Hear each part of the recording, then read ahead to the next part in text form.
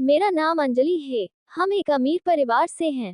पिताजी एक बिल्डर थे। मेरे घर में सारी सुख सुविधाएं थीं और शादी के मामले में मुझे वह करने की इजाजत नहीं थी जो मैं चाहती थी। हमारे परिवार में लड़कियों को हर तरह की आज़ादी थी, लेकिन किसी भी लड़की को अपनी पसंद से शादी करने की इजाज़त नहीं थी। जब मेरी माँ 16 साल की थी, फिर उनकी शादी उनसे दोगुनी उम्र के एक अमीर शख्स से कर दी गई, और यही बात उनकी माँ ने उनके लिए उपयुक्त समझी।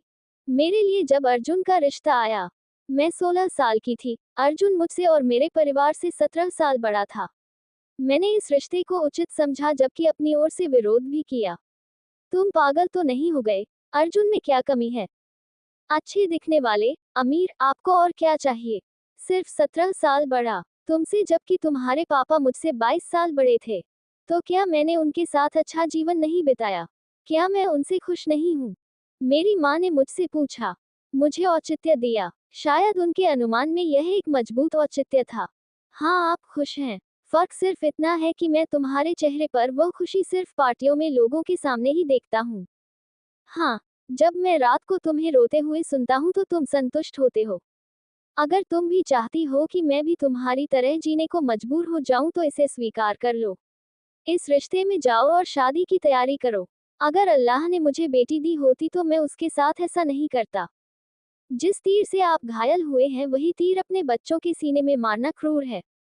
मैंने रोते हुए कहा। मेरी माँ ने फिर कभी इस विषय पर चर्चा नहीं की। किस्मत के आगे मैं भी हार गया। मेरी शादी अर्जुन से हुई। वह मुझे अपने साथ दिल्ली ले आए। यहाँ उनका बहुत बड़ा बंगला था। हम दोनों के अलावा यहाँ कुछ ही नौकर रहते थे। अर्जुन सुबह ऑफिस जाता था और रात को वापस आता था। कभी कभी तो कई कई दिन बीत जाते थे और हम एक दूसरे का चेहरा भी नहीं देख पाते थे। वे मेरे जागने से पहले चले जाते थे और मेरे सोने के बाद आते थे।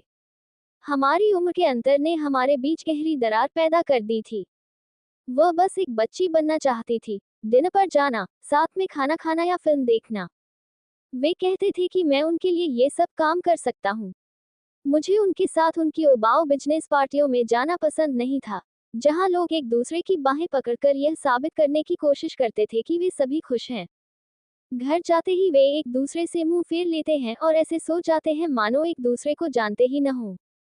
अब तबर्जन भी व्यापार के सिलसिले में शहर से बाहर जाने लगा था। ऐसे में मुझे और भी ज्यादा अकेलापन महसूस हुआ। मुझे अकेलापन पसंद नहीं था। अकेलापन भयावह है। एक बार मैंने मम्मा से बात की। आखिर बेटी अपने दिल की बात माँ से नहीं करेगी तो किससे करेगी? मामा ने कहा, चिंता मत करो, अगर तुम्हारे बच्चे होंगे तो सब ठीक हो जाएगा।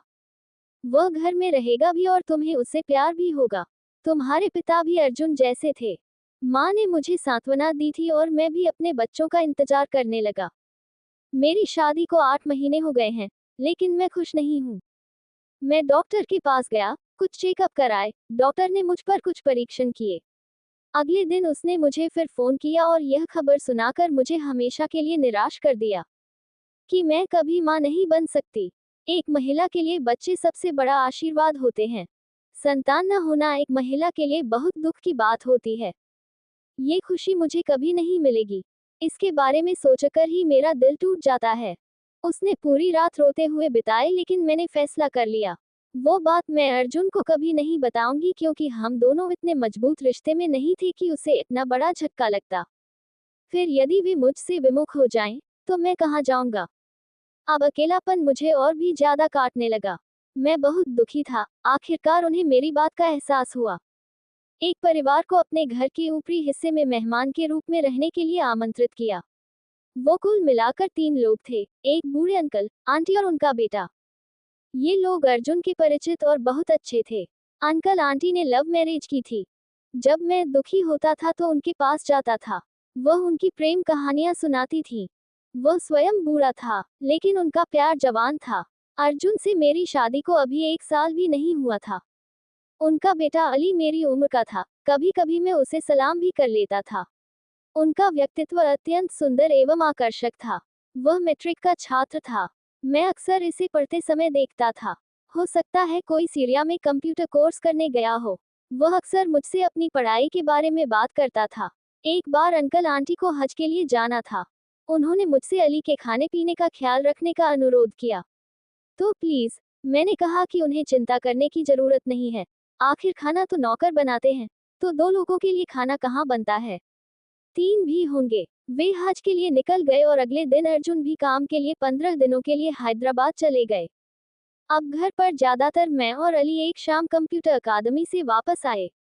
मैं हॉल में बैठा चाय पी रहा था। उन्होंने मेरा स्वागत किया। मैंने उसे चाय ऑफर की। वह मेरे बगल में बैठा। चाय के लिए आपका बहुत बहुत धन्यवाद। अपनी खुद की चाय बनाना अच्छा नहीं है। बताया तो, मैं तुम्हारे लिए चाय भेजूंगा। उन्होंने कहा कि दरअसल मुझे अकेले बैठकर चाय पीने की आदत नहीं है। मैं यह उम्मीद नहीं करता कि आप मुझसे अपने साथ बैठकर शराब पीने के लिए कहेंगे। अली ने खुद से बात की और हंसने लगा, लेकिन मैं चुप रही।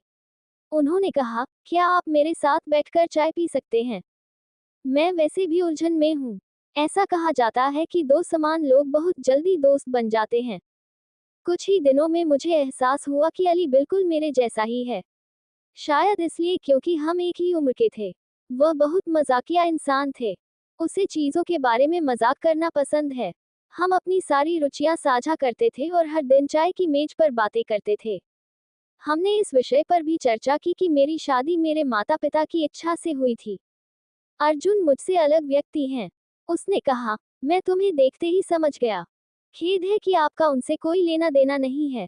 उन्होंने तुम्हें मुझसे नहीं मिलवाया तो मुझे लगा कि तुम उनकी बहन या बेटी हो। इतना कहने के बाद अली अनायास ही हंस पड़े। जब उसने देखा कि मैं गंभीर हूँ, तो उसने तुरंत अपनी मुस्कुराहट पर काबू पाना शुरू कर दिया।